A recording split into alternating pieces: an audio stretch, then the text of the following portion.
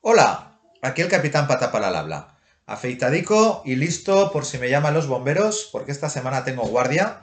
Así que vamos a cruzar los dedos para que no suene el bip antes de que termine el vídeo, porque hoy voy a abordar un tema que creo que merece la pena abordarlo con un poco más de tiempo. Y visto que es más o menos mi primer día de vacaciones, digo más o menos porque voy a estar de formación, pero bueno, voy a tener un poquito más de tiempo.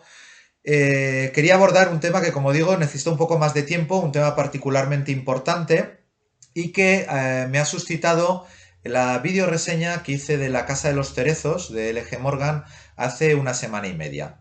En ese videoblog, los que lo hayáis visto lo sabréis, evocaba el tema de los autores que ya tienen un cierto bagaje, que ya tienen unos ciertos conocimientos técnicos y del mundo editorial, que deciden embarcarse en la aventura de publicar sus propios libros. Después de pensar este tema, al que le dedicaré su videoblog, me dije que tal vez sería más conveniente empezar hablando de qué es autopublicar, qué es la coedición, qué es la edición tradicional, etcétera.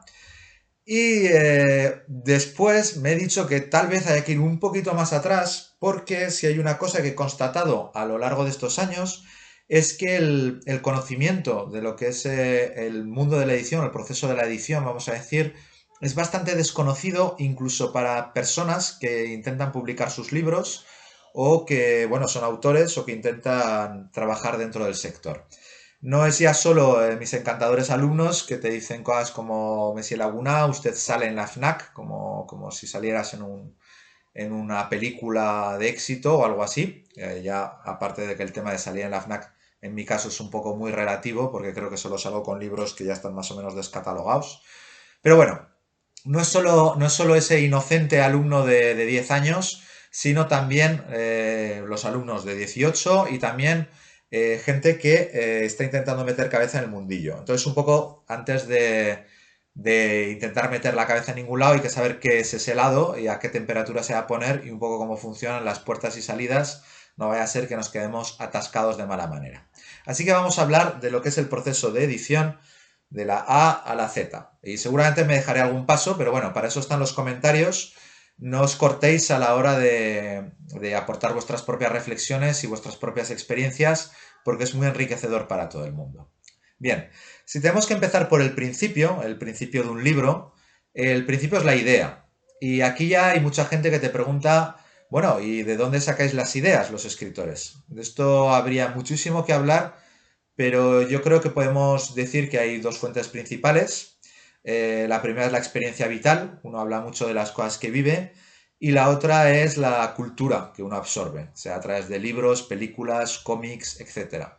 De esto ya hablaremos con más calma. A mí me ponen los pelos de punta los autores que dicen que no leen, me parece un contrasentido enorme. Y bueno, sí que es cierto que hay autores que no tienen una gran cultura, pero que han tenido vidas apasionantes y las han contado con más o menos gracia.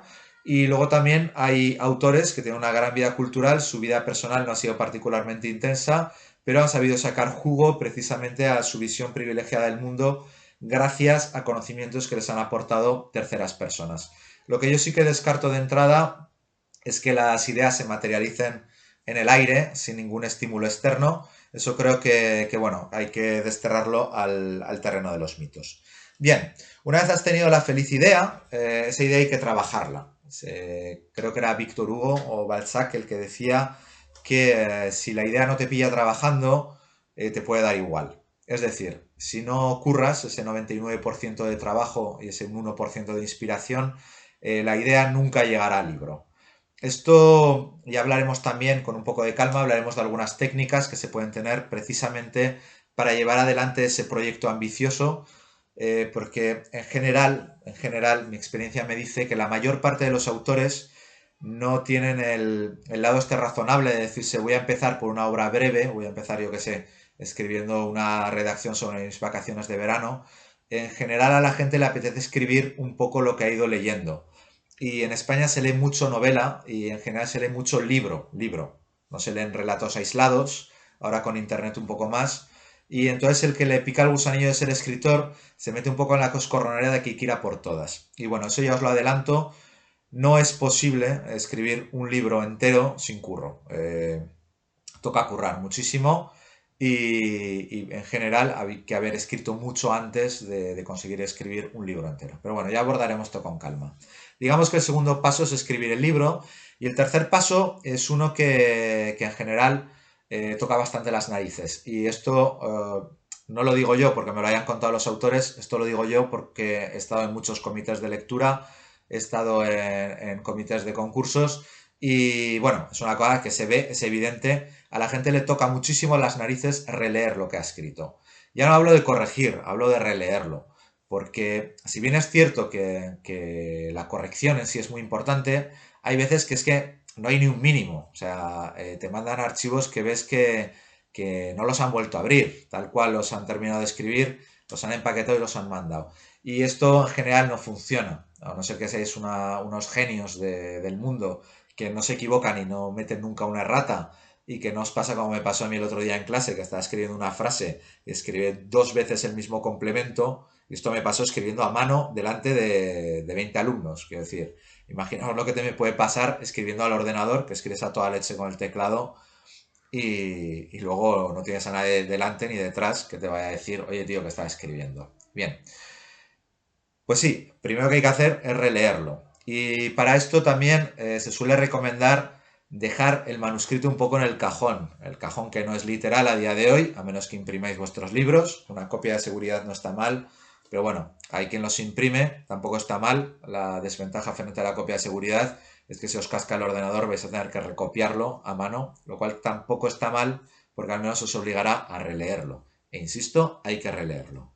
Si es posible, releerlo con un poco de perspectiva, es decir, releerlo después de que haya descansado un poco, de que os hayáis cambiado las ideas que dicen aquí en Francia, leyendo otras cosas, otras novelas, trabajando en otro proyecto, para que tengáis una perspectiva y un poquito más de lector, porque como ya decíamos en otro videoblog, el autor en general relee no lo que ha escrito, sino lo que él cree que ha escrito. Cuando te metes de verdad en la historia, tú ya casi adivinas lo que has escrito y a veces no es realmente lo que has escrito digitalmente con tus dedos, valga la redundancia.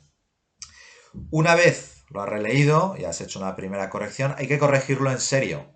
Y esto de corregirlo en serio es más curro. En general es más curro incluso que escribirlo. Esto ya depende de los autores. Hay autores que escriben muy al feeling, entonces va muy fluido y entonces luego hay que meter más en la corrección. Hay otros que vuelven mucho sobre los capítulos, los vuelven a corregir, los vuelven a reelaborar y por lo tanto pues suele estar más pulido el manuscrito en la primera etapa. Y a veces aquí es el momento de pedir ayuda. Pedir ayuda puede ser un corrector profesional, estas cosas existen. Ángeles Pavía tiene una empresa que se dedica a estas cosas, que se llama Telos Editamos, que son lo que digo, profesionales. Es gente que ha leído mucho, es gente que tiene una gran cultura, tanto gramatical como ortográfica, como ortosintáctica, como editorial en sí, y que van a hacer una auténtica corrección. Una corrección que puede ser ortotipográfica, como digo, es decir, de erratas, de frases, de concordancia, de cosas muy básicas, o puede ser lo que se llama una corrección de estilo.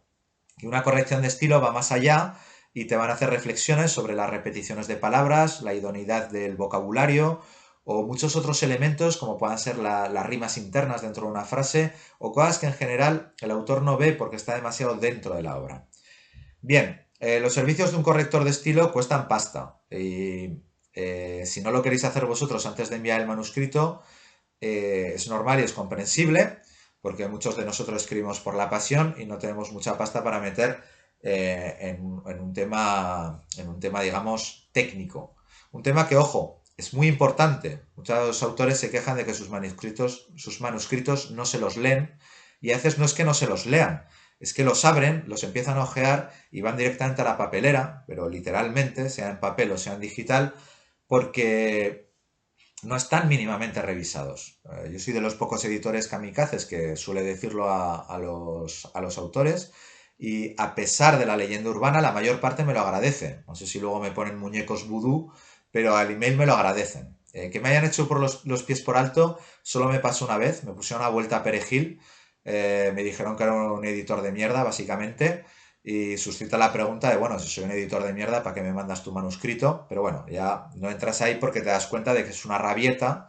En general me han dicho que, oye, que gracias por la honestidad e incluso me han vuelto a mandar manuscritos, el mismo u otros, tiempo después revisados. Es decir, es algo que no cae en saco roto, es algo muy de base, pero es algo que nos vemos confrontados todos los días. Entonces, si no tenéis la pasta, no tenéis el tiempo y demás, hay una opción alternativa que es intercambiar tu trabajo con otro autor o con un lector. Un lector, yo qué sé, yo he tirado mucho de mi hermano. Mi hermano pues se leía mis manuscritos, no me hacía muchísimas correcciones, pero sí que al menos me daba su punto de vista sobre cosas y eso es muy enriquecedor. El quid pro quo con otros autores funciona muy bien, sobre todo si más o menos veis que tenéis el mismo nivel, habéis publicado más o menos igual, tenéis las mismas inquietudes. Estar trabajando con alguien que tiene los mismos objetivos que tú puede ser muy reconfortante y puede dar lugar a diálogos muy enriquecedores. Entonces, bueno, ahí tenéis varias opciones, a vosotros verlo. Pero yo os aconsejo enormemente enviar manuscritos sin releerlos o sin corregirlos. Bien, digamos que el manuscrito llega al editor. Aquí ya, esta es una fase clave del proceso de la que hablaremos con más calma. Hay que buscar el editor que se adapta a tu libro. No mandéis un email a todos los editores que conocéis, no mandéis a un listing, sobre todo si lo hacéis, no mandéis en copia abierta. Y en general merece la pena elegir el editor. El editor que es tan simple como decir, oye, he escrito una novela histórica. ¿Quién publica novela histórica? Como soy lector también de novela histórica, porque si no, seré un mal escritor de novela histórica. Miro mi estantería y la cosa no tiene mucho misterio. Ah, Edasa publica novela histórica, pues lo mando a Edasa. En el lado de terror, tú miras tus libros de terror y te dices, ¿qué libros de terror publican autores españoles? Porque claro, no todos lo hacen. Y ahí, bueno, ya primero igual descubrís que tenéis deberes por hacer y descubrir autores nacionales, y luego igual descubrís que la lista de editores que publican a autores de terror es más grande de lo que parece y merece la pena. Bueno, ya entraré otro día más en profundidad con esto. El manuscrito llega al editor. El editor tiene un comité de lectura.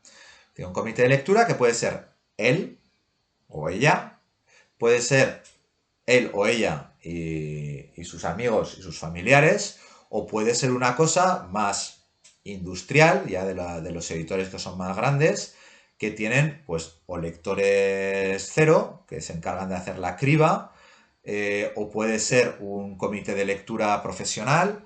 Esto hay muchas opciones. En Saco de Huesos ya contamos cómo elegimos manuscritos, tenéis un videoblog que habla de este tema, pero el caso impepinable es que hay un filtro. Hay un filtro. Esto, aunque os parezca mentira a algunos, es así. Hay más manuscritos en movimiento de los que se publicarán jamás. Eso os lo puedo decir.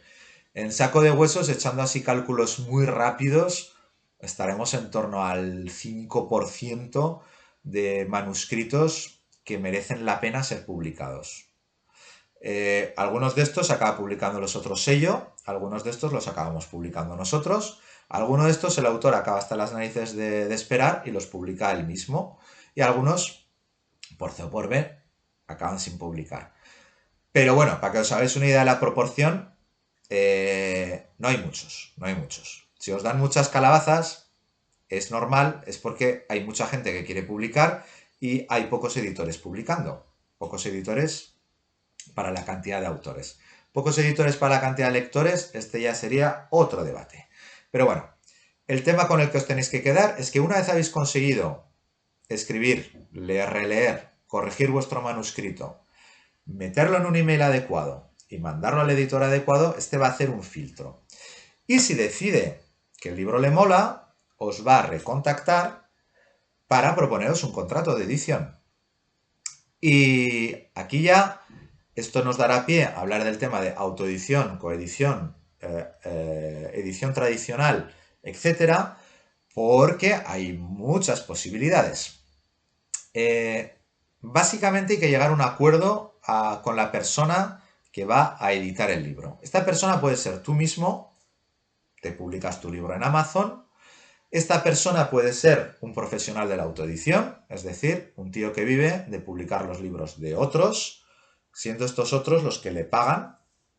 O esto puede ser un editor tradicional, que es un tío que te va a proponer un contrato en el que dice: yo asumo el trabajo de la edición, porque es un trabajo, yo asumo los costes de la edición, esto es lo que los diferencia de las empresas de autoedición, y voy a encargarme de la distribución como buenamente pueda. Entonces, para esto hay un contrato. El contrato puede ser una cosa muy complicada o puede ser una cosa muy sencilla, pero tiene que tener una serie de puntos, esto ya hablaremos con más calma, porque también tiene su chicha el tema. Habla de temas como de cuánto tiempo va a estar comprometido tu libro, en qué formatos, porque que tú mandes tu libro no quiere decir que ellos se vayan a tener que quedar automáticamente los derechos de traducción al alemán. ¿Por qué tendría que ser así? Eh, Cosas como si se adapta el libro al cine, quién se queda los derechos, que el editor toca algo, no toca algo, etcétera. Esto ya entraremos en materia un día con más calma. Eh, Hay que ver un principio de proporcionalidad, y esto lo explicó muy bien una vez Santiago Eximeno. Si tu editor es un tío que va a sacar 100.000 ejemplares y va a decirte que tu libro va a estar en todas las librerías de América Latina y de España, y te va a llevar de feria, no solo a la Feria del Libro de Madrid, sino a la Feria del Libro de México, de Guadalajara, de, yo qué sé, de Buenos Aires y de Miami, pues igual puedes firmar comprometiendo tus derechos de adaptación cinematográfica, porque seamos sinceros, yo personalmente no conozco ningún cineasta y si algún día un libro mío va a ser llevado al cine será por una movida así. Proporcionalidad. Si vosotros firméis con saco de huesos, ya os lo adelanto, los derechos cinematográficos, de traducción, de cómics, de todo, os los quedáis. Nosotros firmamos por los formatos que publicamos. Es decir, generalmente una edición en tapa blanda, con solapas, y una edición digital. Y a veces ni eso, porque a veces llega el autor y te dice: oye, mira, que yo la edición digital, pues que ya la he sacado con otro sello, que yo lo que quiero es publicar solo una tirada en papel. Entonces, pues como Saco de Huesos saca una edición pequeña, pues los derechos que comprometes son pequeños, es normal. Esto es así. Bien, digamos que llegáis al acuerdo con el editor. O os encontráis una empresa de autoedición o lo sacáis vosotros. ¿Qué hay que seguir haciendo? Porque claro, esto no ha acabado aquí. Lo primero es volver a corregir el libro. Pues sí, tiene que haber venido corregido de antes, pero después se vuelve a corregir. Porque es que, aunque parezca lo contrario, igual que cuando hablamos, tenemos tendencia a meter gazapos. A veces son cosas muy tontas, son erratas, y a veces pues son frases que no tienen sentido, o a veces son inexactitudes históricas, de escenario, incongruencias. En mi primera novela, oye, literalmente me cargué a un personaje, se cayó por un acantilado y luego volvió a aparecer 5 capítulos más tarde. Y aunque pueda pareceros mentira, no me di cuenta. Pues estas cosas hay que cambiarlas. Y eso es un curro. Luego, el libro hay que maquetarlo. Esto también es curro. Puede parecer una tontada, pero los libros que llegan hasta vosotros pues llevan su curro de maquetación. Hay lo que se llaman viudas y huérfanas, que son las líneas estas que quedan colgando. Hay un tema de numeración de páginas, de encabezados, de sangrías, de espaciado, de tipografía, de títulos. Todas estas cosas, los márgenes, etcétera, es un trabajo de edición que hay que hacerlo. Es lo que se llama la maquetación y hay que hacerlo. Y en particular hay una parte que hay que maquetar muy bien, que es la portada. Y como podéis imaginar, la portada hay que hacerla también. Entonces a veces el autor es también ilustrador. Maravilla, pues te puede hacer el pack. O a veces siendo ilustrador no tiene ganas de hacer él o ella la ilustración y hay que pasar por un ilustrador. Entonces al ilustrador hay que encontrarlo. Esto es un trabajo del editor o a veces del autor, que conoce a un ilustrador que le gusta, los pone en contacto. Pero en cualquier caso es otro trabajo que hay que hacer. Porque bien, Internet está lleno de imágenes, pero no todas las imágenes se pueden utilizar directamente para hacer una cubierta. Hay unas que tienen derechos de autor, otras que no, otras que son de dominio público. Y bueno, pues hay que llegar a acuerdos, hay que llegar a contratos y hay que llegar a compromisos. Es parte del trabajo de la edición. Una vez se ha conseguido tener el libro maquetado, maquetada la portada, el título puede haber cambiado o no, estas son cosas que pasan también, no os creáis que el título es siempre el que elige el autor, a veces el autor te propone un libro que no tiene título, esto a mí me ha pasado también, eso también hay que encontrarlo, se eligen las tipografías, se maquetan, va dentro de la línea editorial, hay unas colecciones y tal, y el autor tiene que estar contento también. Aquí ya es un tema que a veces es complicado, porque a veces al autor no le gusta el trabajo del ilustrador, pero el editor tampoco tiene 20.000 opciones, porque no es lo mismo ser Planeta y poder pagar al ilustrador un sueldo consecuente que ser Saco de Huesos, que dependes de que los autores también les apetezca trabajar por amor al arte y la famosa proporcionalidad en los contratos. Aquí igual, nosotros no pedimos exclusividad para las ilustraciones de cubierta. ¿Por qué? Pues porque no tendría sentido bloquearle al autor una ilustración que va a tener una tirada de 100, 200, 300 ejemplares si tenemos suerte. Pues hombre, si el ilustrador o la ilustradora puede hacer exposiciones, puede vender cuadros, puede hacer camisetas o incluso portadas de discos con la misma ilustración y al de la discográfica no le importa, pues hombre, no pongáis, no intentéis poner vallas al campo, intentemos vivir todos como buenamente podamos. Bien, portada, maquetación, maquetación de colección y la contra. También hay que escribir una contraportada. Aquí a veces es el autor el que propone una y si no, pues es trabajo del editor. Estas cosas tampoco caen del cielo.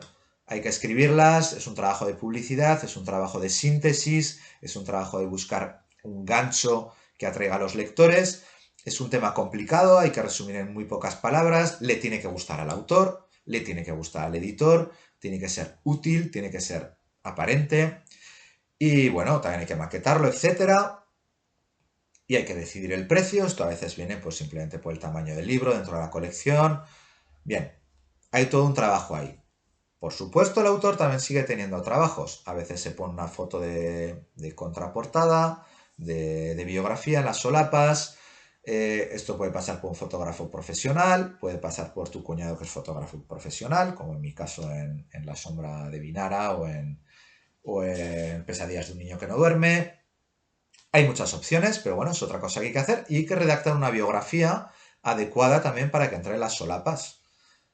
Bien, pues una vez tenemos todo esto, hay que revisarlos, lo que se llaman las galeradas.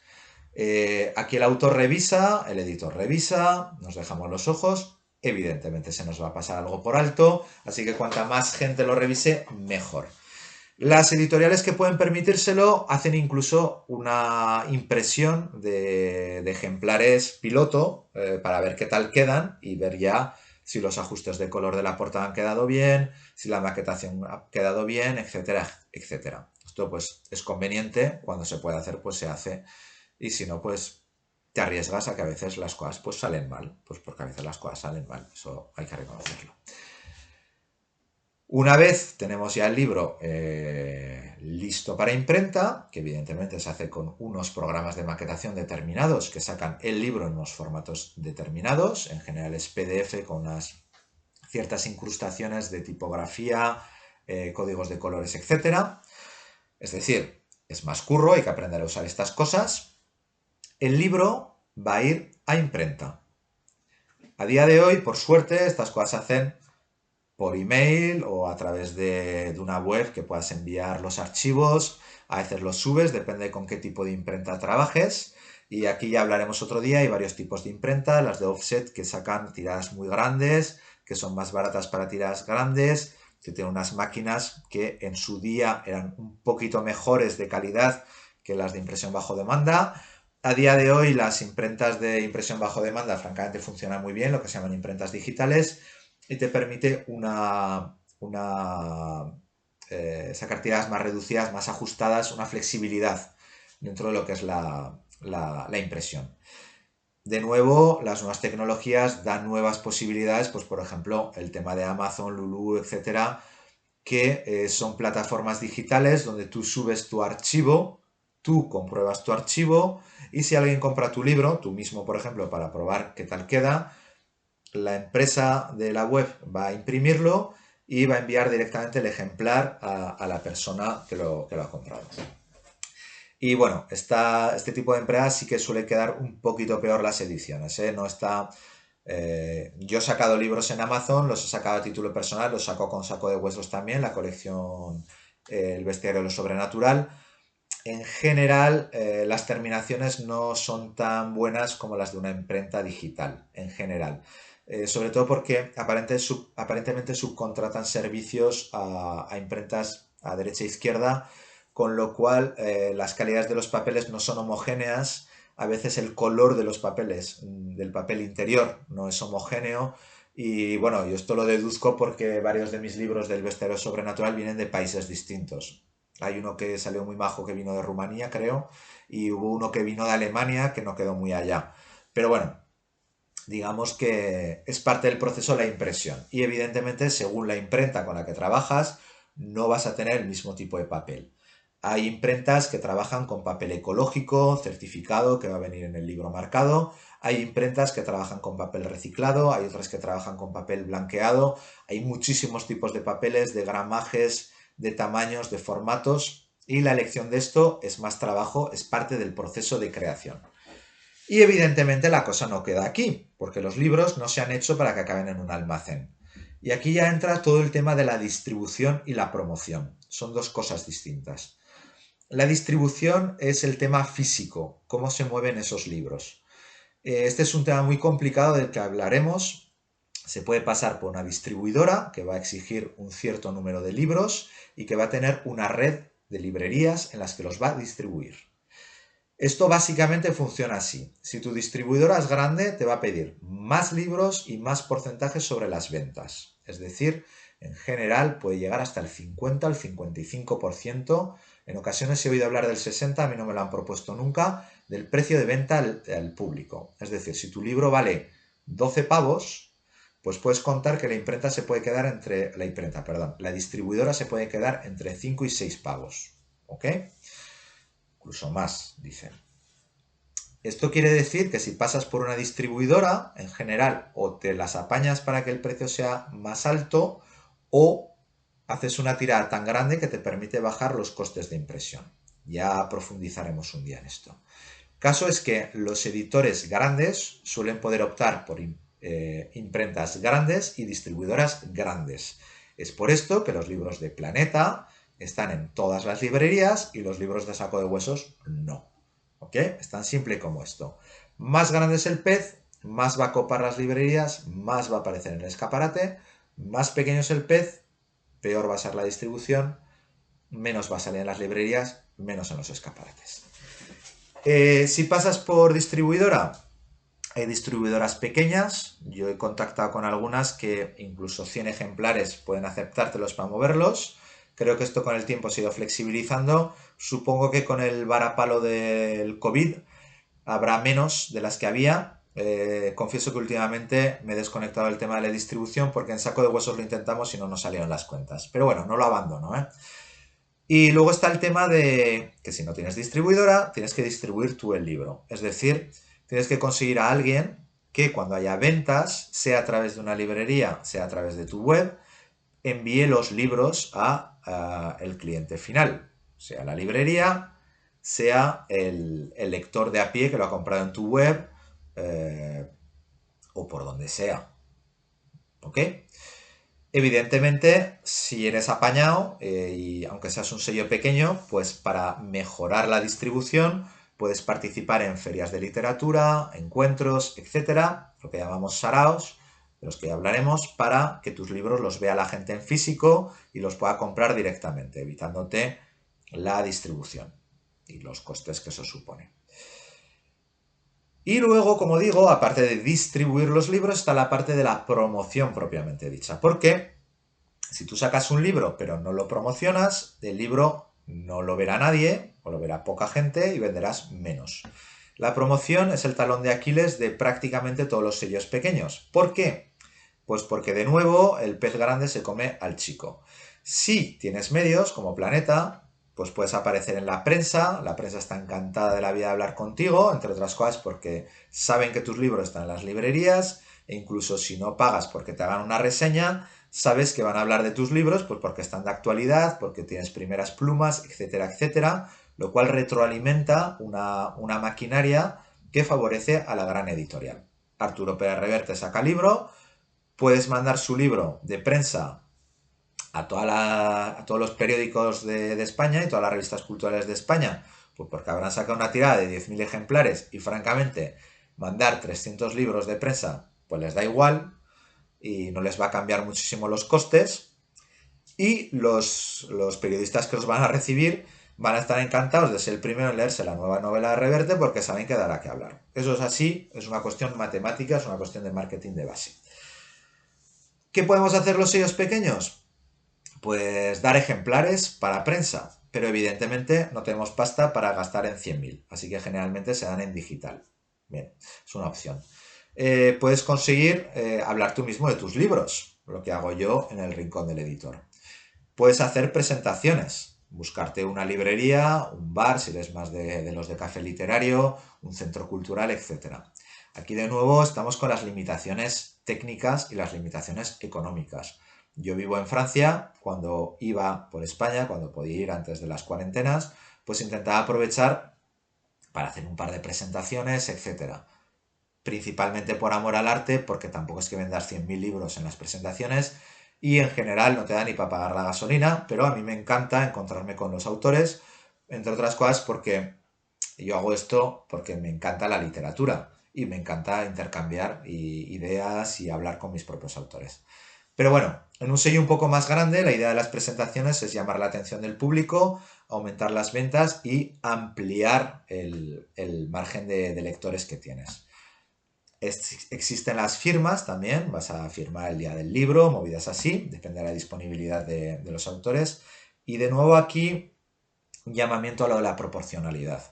Yo puedo entender que si firmo un contrato con Minotauro y me hacen una promo de lujo, yo me voy a comprometer a ir a firmar a la Feria del Libro de Zaragoza, de Madrid, de Albacete, de La Coruña y de donde toque. Pues porque mi libro va a estar distribuido y va a estar en las librerías de todas estas ciudades. Si vuestro editor os dice, no, mira, es que yo no puedo distribuir porque no tengo recursos y tal, luego no te recibo que diga cosas como tienes que hacer una presentación y vender 30 libros. Esto ya hablaremos con más calma. Esto se llama autoedición encubierta, porque las cuentas son así. Si tu editor imprime 100 libros y tú vendes 30, yo ya te lo digo, muy torpe tiene que ser con las cuentas para que eso no le cubra los gastos de edición. Con lo cual, en realidad estás pagando tú la edición al comprometerte a vender 30. Entonces esto tiene que ser un poco proporcional. No puede ser que el editor te diga no te puedo asegurar la distribución y luego te exija unos mínimos de ventas o que tú montes el sarao o demás. Sí que es cierto que, esto hay que reconocerlo, un sello pequeño depende de la implicación del autor para que los libros se muevan. Si el autor no habla de su libro, estás muerto. Si el autor no quiere hacer presentaciones, no se va a vender. Al menos no se va a vender tan bien como se podría vender con un poco más de movimiento. Y eso es tan simple como que un sello pequeño no tiene una base de lectores asentada lo suficientemente grande para garantizar unas ventas mínimas de cada título. Eso es así. Es triste, pero es así. Ya hablaremos de esto con más calma también en otra ocasión porque hay mucho que decir. ¿Qué más cosas entran en la promo? Las newsletters que ya han caído en el olvido, las redes sociales, Facebook, Twitter, Instagram, etc. Entonces, si queréis saber si un sello hace un mínimo, y hablo de un mínimo, por promocionar sus libros, es tan sencillo como echar un vistazo a los títulos que tienen en catálogo, los que os hayáis leído, y rastrear un poco por internet. Yo qué sé, me acabo de terminar de leer el sigilo de Martínez Biorrun, de Ismael. Oye, lo meto en Google, sigilo, comillas, nombre del autor, pam, meto al buscador y ¿qué me sale? Pues oye, si me sale presentación en Barcelona tal día, presentación en Madrid tal día, presentación en Valencia tal día, si me sale reseña en tal medio de comunicación, reseña, yo qué sé, en el diario.es, reseña en El País, reseña en no sé qué. Me sale entrevista al autor de y justo el libro que acaba de presentar. Oye, ahí ha habido un trabajo de promo. Impepinable. Eso son habas contadas. Y a veces no va a ser por mala voluntad del editor que no haya entradas en Internet. Pero eso os da una visión realista de lo que se mueve. Y eso es así. A día de hoy nos podemos evitar los cantos de sirena de un modo muy sencillo. Yo hubo una época en la que mandaba manuscritos a muchas editoriales y hacía una pequeña búsqueda antes. Y una búsqueda muy tonta es poner el nombre de la editorial y la palabra clave polémica. O incluso en tiempos se ponía fraude o se ponía engaño o turbio o cosas así. Y era un método infalible para destapar casos de empresas de autoedición que eran empresas de autoedición encubiertas que te vendían movidas impresentables y bueno, de poner las cosas en su sitio. Y es muy sencillo. Ahora con Internet hay muchas cosas que se saben y ahí estamos todos para aclararlas. Que a veces hay confusiones, ¿eh? A nosotros nos pasó una vez que hubo alguien que nos metió en un saco que no nos correspondía y, oye, fue uno de nuestros autores que nos avisó y nos dijo, oye, mira, pasa algo raro ahí.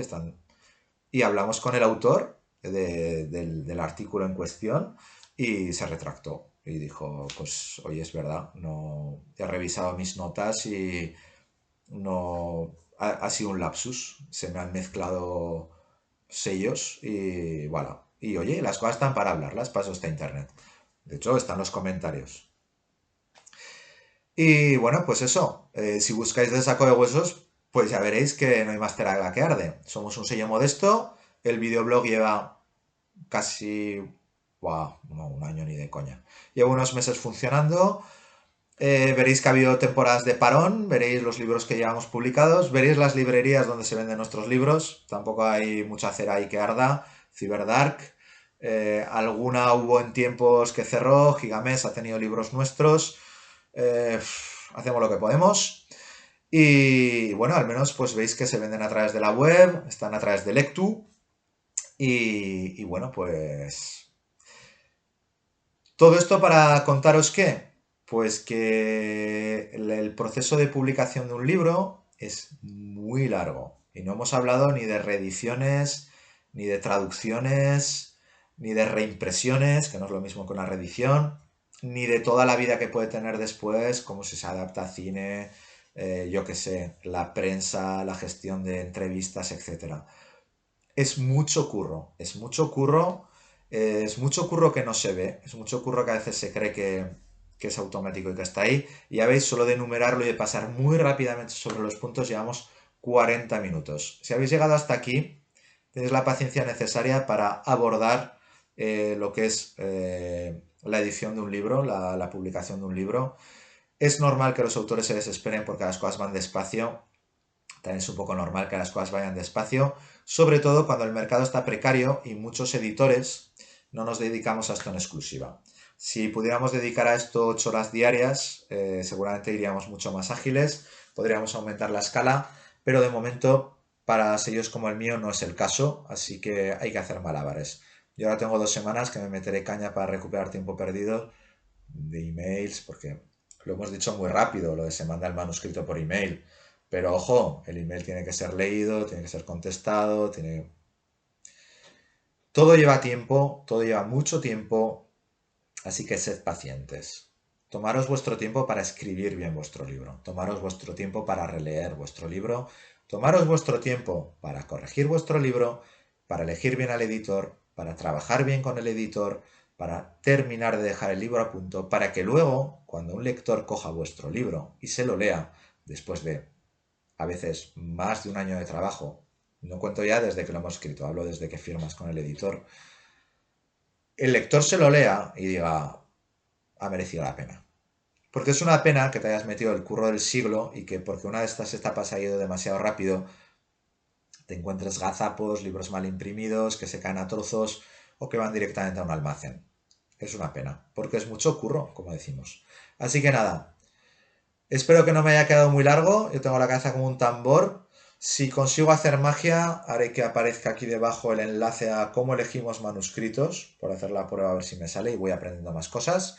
Y si no, bueno, nos vemos en el próximo videoblog y seguimos en contacto. Como digo, normalmente esta semana, aparte de la formación, que me pego 3 días en Carapón, si no nos hacen un toque de queda, podré avanzar en cosas de la editorial, así que espero que sigamos en contacto. Nos leemos. Cuidaros mucho, leed mucho, escribid mucho. Adiós.